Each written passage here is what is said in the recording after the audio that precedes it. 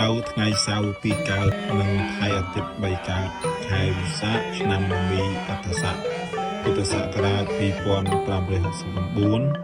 ត្រូវនឹងថ្ងៃទី18និងទី19ខែមេសាឆ្នាំ2026នៅវត្តខ្មែរសាមគ្គីរតមេនបានប្រារព្ធពិធីបុណ្យចូលឆ្នាំថ្មីប្រពៃណីខ្មែរពោលជាក់ស្ដែងនៅវត្តខ្មែរសាមគ្គីរតមេននេះ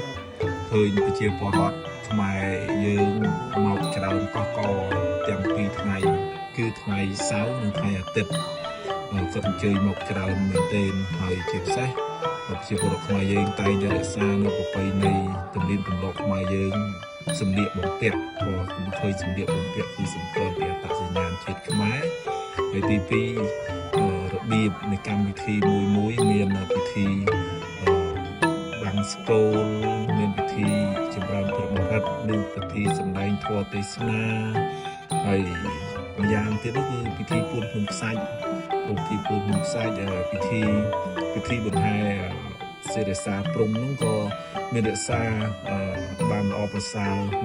មានការតាក់តែងដោយរបៀបជាអលង្ការប្រពៃណីខ្មែរយើងបែបជាសិល្បៈខ្មែរ